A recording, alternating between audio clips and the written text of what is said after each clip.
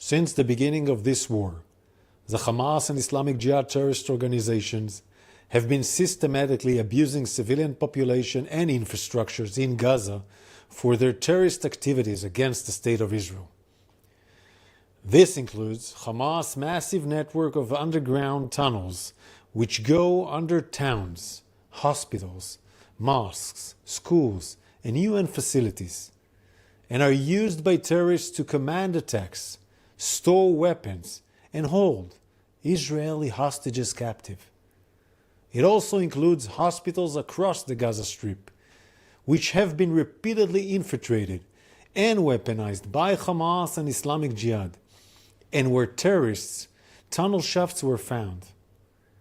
Increasingly, in recent months, Hamas has focused on exploiting school buildings, often where civilians are sheltering inside, to use them as military facilities, command and control centers, for storing weapons and to execute terror attacks. Over the last few weeks, our intelligence has been closely monitoring an active Hamas and Islamic Jihad military facility, where approximately 24 Hamas and Islamic Jihad militants were operating. The names of 19 of these terrorists operating in this compound were published by us today. We also have intelligence indications that the terrorist Ashraf Judah, Islamic Jihad's brigade commander of the central camps, was at the compound. This military facility was embedded inside the Al Tabain school building in Gaza City.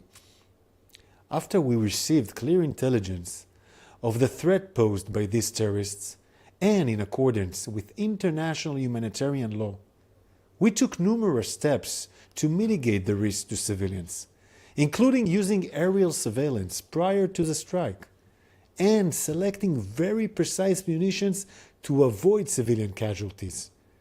Early this morning, the IDF conducted a precision strike against the terrorists in one specific building of the compound, an area that, according to our intelligence, no women and children were present. You can see in a video published by us today that the compound is still intact and that there is no significant cratering or damage to the main structure of the compound. This pattern of systematic abuse of schools for military activities by Hamas and Islamic Jihad endangers both Gazans and Israeli civilians.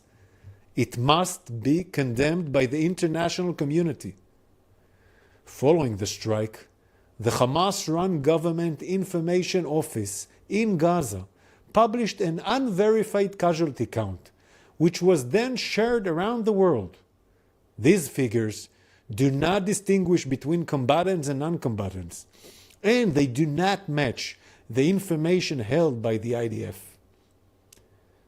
Yahya Sinwar, the mastermind behind October 7th, the day where Hamas brutally massacred innocent Israelis and started this war, and the man last week appointed as Hamas political leader, stated himself that a higher Palestinian death count helps Hamas in its war goals.